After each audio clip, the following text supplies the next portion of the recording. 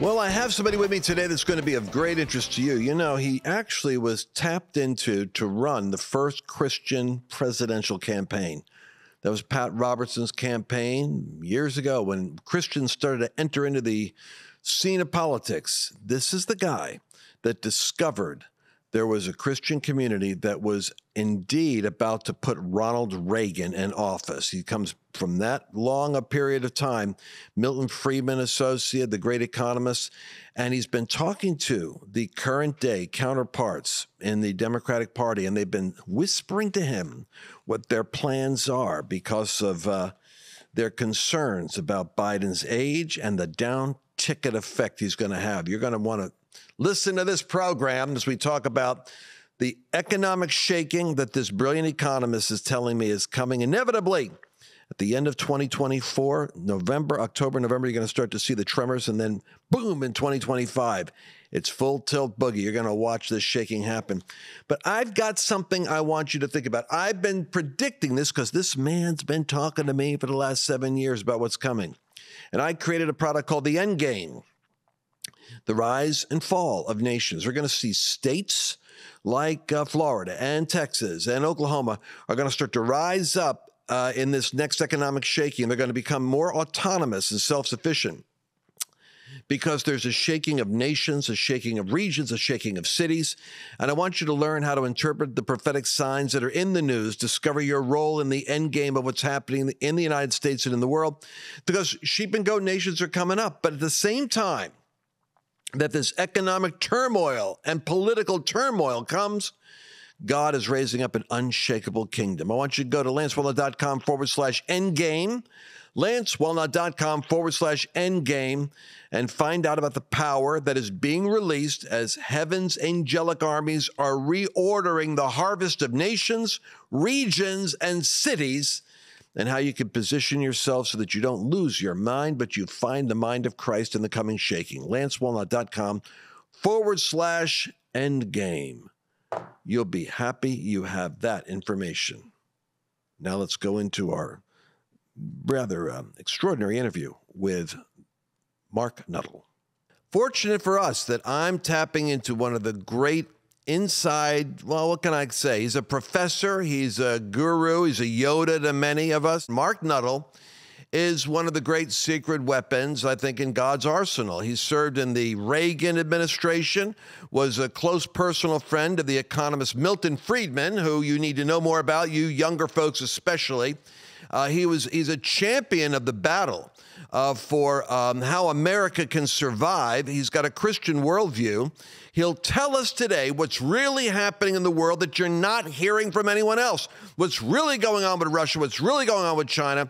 And folks, if you think there's a big global reset that the hobgoblins of the global elites over there at the G12 or at Davos are working on, your suspicions are absolutely right. But Marc Nuttle has a plan that God may be implementing. There's 100 other ways we can go down the road of who this guy is, but I want to get right into this conversation right now. I have with me Marc Nuttle. Thank you for being in the studio. We're going to have a lot of fun today. Thanks, Lance. Always good to be with you. Thanks. Good to be with you, my brother. And Mercedes Sparks happened to stop by, and I saw her sitting down at her desk over there, and I said, Mercedes, get the camera. She's joining the conversation because I like to have that millennial perspective on the historic trend lines. It's the bridging of generations here that I like to do. And Marc, you, in your distinguished career, I should also say that you were the point person that helped us to meet with Deng Xiaoping to help integrate China, of all things, into the global economy. He was the guy sent to kind of like set up a stock exchange or, for whatever. And you're the only American that I know that's actually had one-on-one conversations and debates with the dictators of the Communist Party. And your insights are priceless. You're going to love this conversation. So let's get right into it. First of all, forgive me for being tabloid, news focused, but everybody out there in my staff is saying, what does he say about what the Democrats are going to do? What's going to happen with Trump? I hate to say that, there's so many profound issues we could be talking about, but we have to start with this.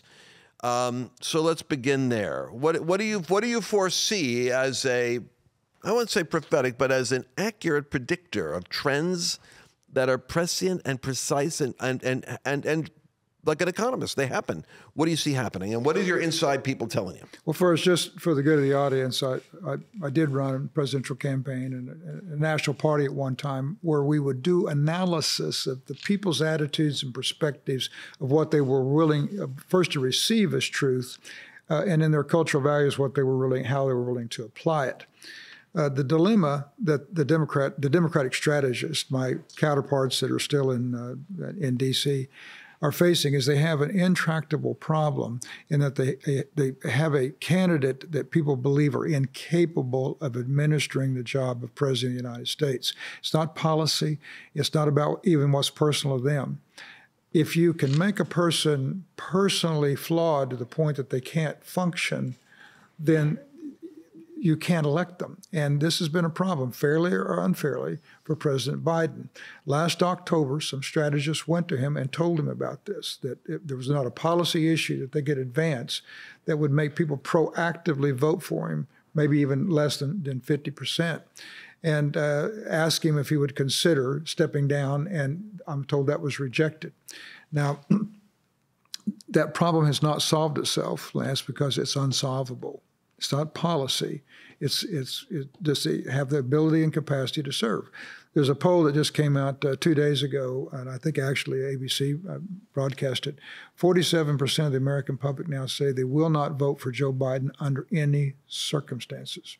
Okay, that still doesn't mean he's unelectable. If you can make your opponent so monstrous, so unacceptable in character. It's so sad. I mean, what they got to do is they got to recreate the who do you hate more? And it's not that I really like Trump. It's that I hate Hillary so much, or I hate the establishment. I want to do this to them. Oh, there's no question, Lance. And for over a year now, 75% of the American public have said they don't want either one of these candidates. And a majority of Democrats inside the Democratic Party have said they wanted somebody else than President Biden to run. Okay, so given that, it's to your point, the public has to make the decision of the lesser of two evils. And it's not a prominent place to be in the political process. Okay, so what's happening? But the information is a little more dire than that. I've been told by my counterparts that down ticket, that with President Biden on top, their chances of holding the Senate, taking the House, are diminished.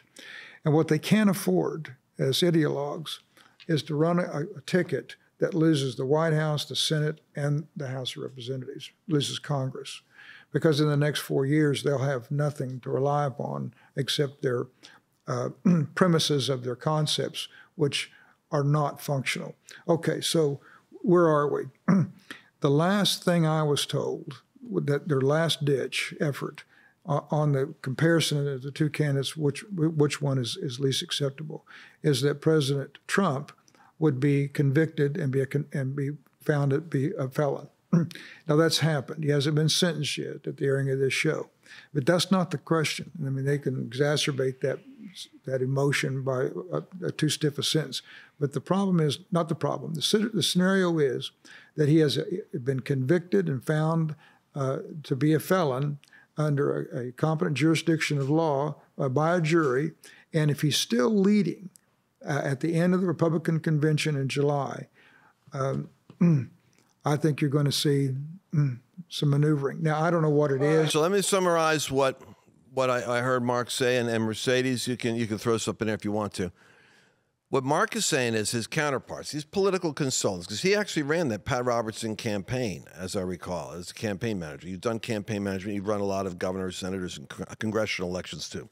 He's saying that in the consulting community, in what you and I, from our distance call the swamp, but there's actually a whole, it's millions of jobs are working around this political apparatus where trillions of dollars is transacted. He's saying that the counterparts are talking to him. These are the people that are in the business of politics, and they kind of all know each other. They're saying the down ticket damage of having Biden is such they can't afford In other words, it's a drag on the congressional race. It's a drag. In other words, you want to have a president like they have with Obama that comes out and smiles and acts cool, and it's like, oh, it gave me a 2 or 3 point bounce, and they're vying to get that energy. These people don't want Biden shuffling on and embarrassing them with a freeze moment that's going to make them look like they're following, the side that's, that's in geriatric and incapable of governing. So they're going to have to do something. Trump's going to come out with a hate. I think I've heard one guy say, "No, don't underestimate the power of the hatred of the people against what they're doing to Trump." To me, it doesn't gain points on the left. The View loves it. They applaud it. They're gleeful. They're happy. But nobody really, in the average American that is kind of starting to get tuned in on politics, they don't see it as he deserves it. They see it as, what did he do? Did he kill somebody? Did he steal something? No, it's Stormy. Oh, that porn lady? And it's like, they're going to put him in jail? It's like, so it's playing out so that actually the crosstabs are saying, the Hispanic vote, African-American males, they're actually looking at Trump more and more as a Mandela factor. Like, you're going to lock this guy up? I actually relate to the blue-collar billionaire better than I do to these operatic, these guys in politics. Does that enter into your awareness at all? Yes, but the basic decision-making process of the public is really, I think, simpler than that.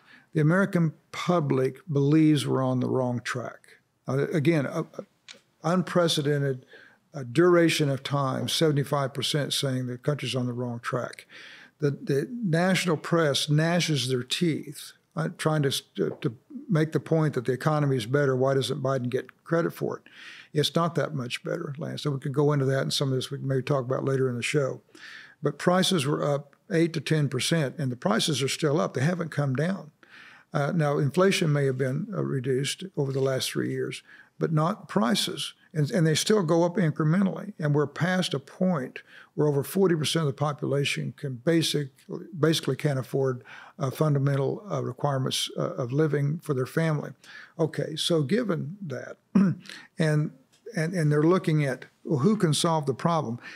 As an analyst, I think about the fact that going back to when Bill Clinton was president, he was worried about the fact that he had smoked marijuana in college, and that was going to eliminate him from being president of the United States. And remember, he said, I didn't inhale. Man, we've gone a long distance from there, haven't we? I think where we've come from, in your and my generation, where we've come from, on what that was a criteria for the proper foundation for being president to where we are today. The American public wants somebody who will take dramatic action to cure our problems economically, secure our borders, deal with our foreign adversaries in a proactive way that protects the United States of America. And I hate to put it in these terms, but they're not going to vote for somebody. And they see crisis coming, by the way. They can't explain it. They can't articulate. The average American has a sense of dread, they do. Anticipation. It's something. They have the COVID trauma. Now they're thinking something's coming. Yeah, and what has happened from all the immigrants that have come across the border unchecked and so on and so forth.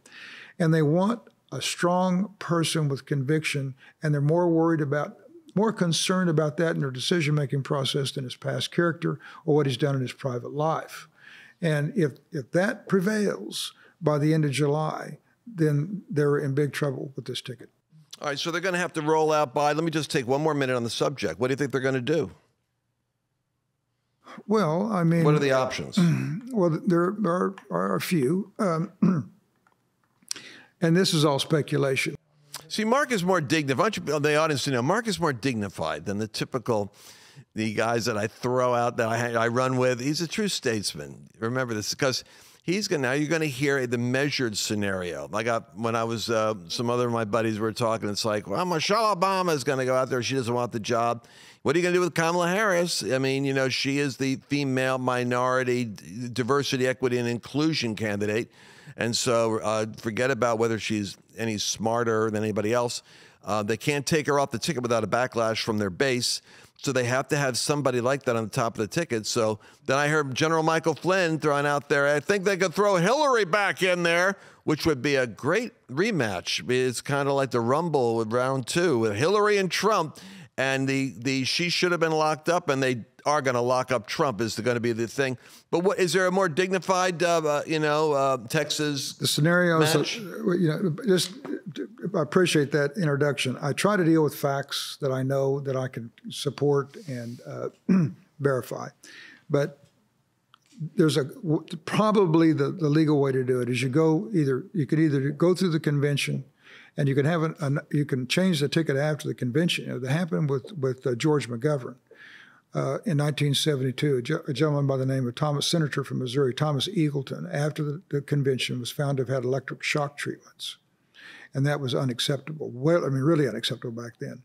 So they removed him from the ticket, held a mini convention on less than 2 weeks' notice, and nominated Sergeant Shriver. And that was the ticket in the general election. Now, as a lawyer, I question whether that was legal or not, but they did it, and that's the precedent. Look, Lance, I know if the rumors that I hear in D.C. is that if a move is made, the president will actually step down from the presidency. Kamala Harris becomes president. Then she can pardon Hunter Biden if she wants to, take the hit. His legacy is he did this for the good of the country for whatever reason. You now have an African American or black woman, let's just make it woman, first president of the United States. They could do this at the convention or right after. And either way, and replace the ticket with whoever they want. Now, who would that be? The name we've heard from past October is Michelle Obama. You have to take her at her word that she doesn't want to do it. Who else could they put on there? The other thing that I understand is that they're polling and doing focus groups as we speak. What if this, what a focus group is, your audience knows, it's 12, 15 people in a room, or maybe 50 people that represents... That represent the demographic that you want to influence. That influence, and you spend like 3 or 4 hours with them and just talk to them. Well, what about this? Well, what about this? Well, what if this happened? Well, what if the ticket looked this way? And they're looking and looking and looking for that right combination. Now, I've also been told they're having trouble finding it. I mean, then they start worrying, well, what are they qualified? And because here's the other problem that the Democratic strategists have. We're not in a good situation in the economy. We do have international problems. We do have threats on our border. And the public doesn't want anybody inexperienced that hasn't stated emphatically with great clarity what they will do when they're president. They want somebody who will take charge and do what they think is necessary to secure the United States. I don't think they found that combination yet. And so the other is they leave President Biden. I mean, he stays on the ticket, and it depends on, as I said, and by the way, if the polls show that 5 or 10% of the public says, I just can't vote for a convicted felon, even though it's questionable, I don't know whether it was a political court or not. And then there's also that scenario. Well, there's that scenario, and there's the illegal immigration votes. I mean, how many of those 8 million are going to be funneled into the voting illegally? Biden is looking for 500,000. If you can win an election with 170,000 votes from 4 swing states, and he's going to be equivalent of pardoning or legitimizing 500,000 voters that are all dreamers he's pushing through. I don't know if he can do that, but why stop at 500,000? Why not do 1 million and get them all registered to vote? I mean, this is the extent to which the desperate left is working. But I don't want to pin myself on that subject. I want to go to something else. I got 12 minutes here. Mercedes, did you have anything you want to do as we leave the what's going to happen in the election? No, I think it's good. I like Marc's analysis yesterday when we were talking about it, and I think it's awesome that we've shared it. So we'll see how this plays out. I'm excited. All right, you did an extensive study. I want to just take 5 minutes to talk about it because this was a very important study that most people don't even know about. You helped conduct a study on what are the present thinking. They're going to do their focus groups. Well, if they went to your study, they wouldn't need a focus group because you've already done an exhaustive analysis of what Americans really think. And I think you guys would be fascinated by what Marc came up with. So go ahead and share that with us. We call it the Tocqueville study. It was basically what does American think and why do they think it? It wasn't current events, even though we got into events. But where do you get the opinions and attitudes that you project? What are your true values? So if you have 30% of Americans that believe we should have open borders because the world is a global society, and 70% that don't, just ask the question, where does that opinion come from? Where's the well of values that is the definition of your personal convictions come from? And a lot of it stems from what they learned as children on biblical laws and principles and morality. But the bottom line is the most important thing to Americans across age groups, ethnicity, regions, ideology, is family, the security and the relationship of their family. Well, we ask the question, what are you willing to die for? What is the principle you feel so strongly about? And it's not conservative versus liberal. It's not Republican versus Democrat. I would die for the defense and the unity of my family. And that's what we found. Now, if you change the viewpoint, in other words, the point is that it's not just about family values, it's about the value of family. Oh, it's interesting. Not family values, it's the value of family. That's important, but it's about the value of family. And no party is speaking to Americans on, look, whatever I represent, whatever I'm going to do, the policies that I'm going to advocate is, in my view, lining up with how you value your family. And this is beyond the divisive moral issues that we like to spend time on. It's about a good education. It's about security in the neighborhood. Security is a big issue. Crime is a big issue. It's about being able to make choices for their families. You know, Lance, you and I have talked about this at length, that when God set up the process for running society, the first and most important relationship is an individual's relationship with the Lord and making the decision that he's sovereign and you're going to obey him. So one-on-one, God to the individual. The next unit of authority is the family. And that is where you frame your family values. What do you want for your family? What do you want for the future? What do you want your children to know about the generational transition of principles? What do you want them to take from what you believe that's in best for their lives? And then the third entity of authority is the city. That's the political authority. And states are made up of cities, and the federal government's made up of states. But education, hospitals, recreation is largely a city authority managed system. And it's unique to the United States of America. And when we get to the economics of what's coming in the Great Reset, that is one of the greatest advantages of why America is exceptional. We are the only country in the world that allows local authority, economic and otherwise, that we do in this country. School bond issues for education. The school board runs the schools at the local city level, hospitals, road construction, the growth of the city, parks and recreation are city decisions. Federal government doesn't even know about it, and the states don't impose themselves on it. Every city does its own thing. And in every other country in the world, the federal government has some sort of input in what a city can make a decision upon its finances, its education, its health care, anything else. And the reason is because we're the only country other than ancient Israel that was established under the premise that God is sovereign over man and man is sovereign over government. We didn't have a king telling us from the inception of 1776 what was in the best interest of just the federal government. It was just the opposite. That's what we learned in this study, and that's what they want candidates to talk about. So let me try and summarize this. The family, because you got a lot of crosstabs in there, but family is a priority. And who is the most influential in shaping people's opinions about who to vote for and how to vote? Did you come up with any data on that? Yes. And it's a little frightening because they don't have anybody they trust anymore. All right. So the survey says the news media isn't shaping, and Hollywood isn't doing it, entertainment isn't doing it. I mean, my joke is that I spent my life as a lawyer, and we're usually the last guys to public trust. The news media is now below a lawyer, an insurance salesman, or a car salesman. So who is the most influential guy in the neighborhood when it comes to shaping who you're going to vote for, Charlie? Who are they going to ask that? Well, until this last cycle, they talk to each other in the community. Now, I know this may sound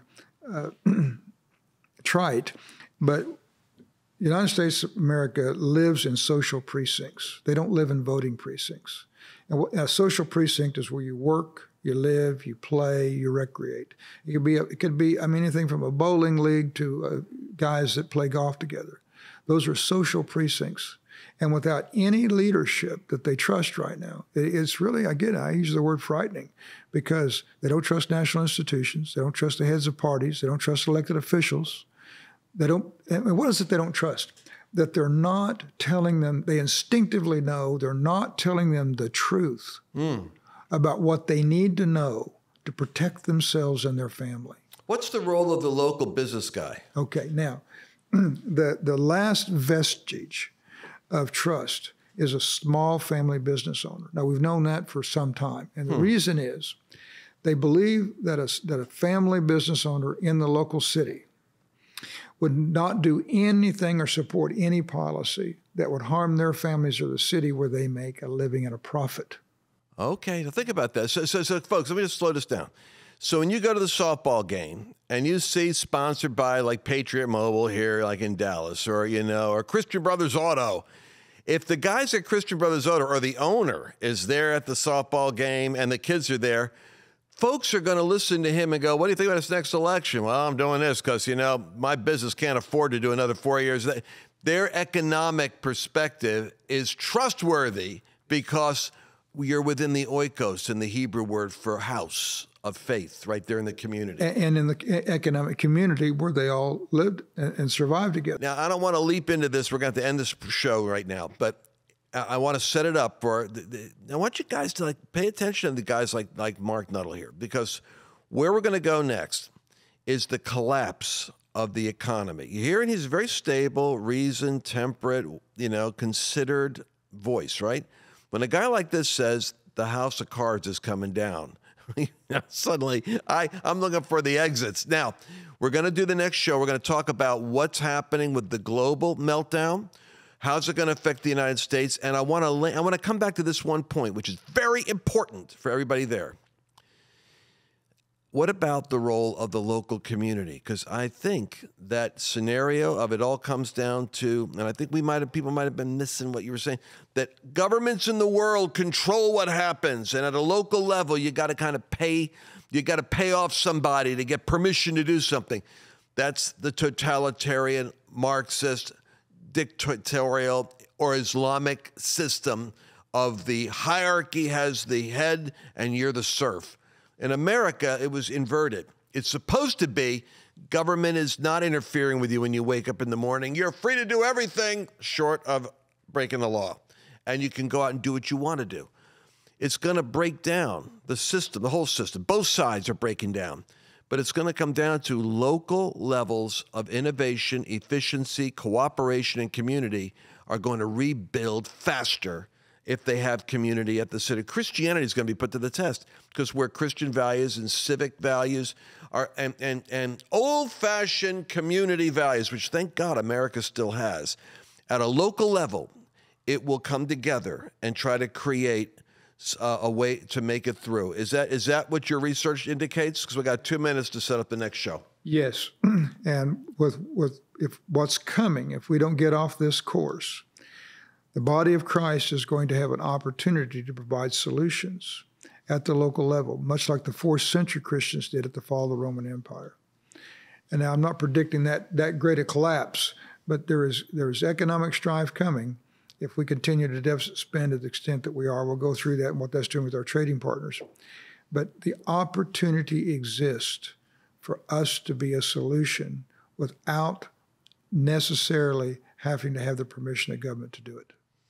So you're basically saying the family itself is a far more powerful building block and electoral block in terms of what's going to happen in the next election. And they're ultimately going to the highest level of appeal you've got is what's in your best interest. And you keep using the word freedom, that given a choice between freedom and security, we may be in trouble in America because a lot of people are becoming incrementally accustomed to the government being the security and not their own personal resourcefulness.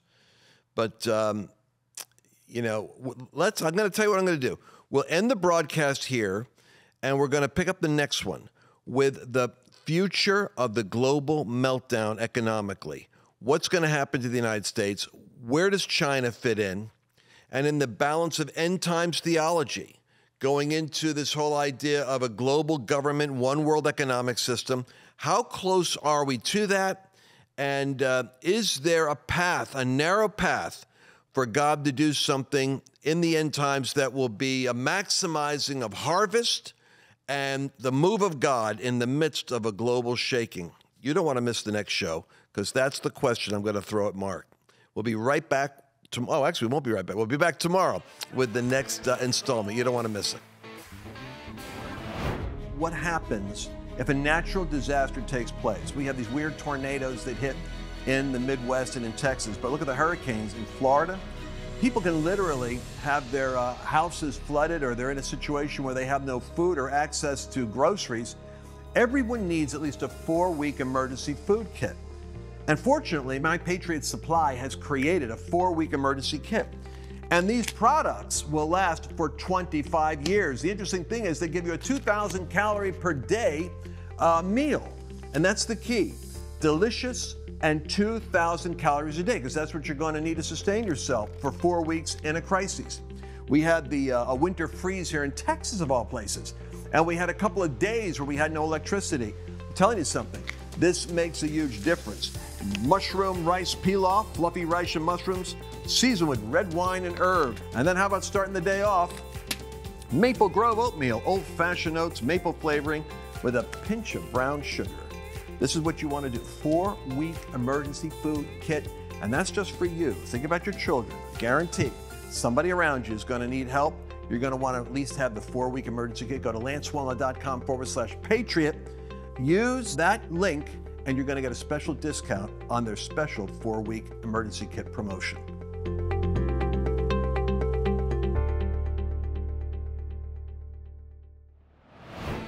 Did you enjoy this latest episode? Please remember to share it with your friends, because the more knowledge you have, the better equipped you are to navigate the world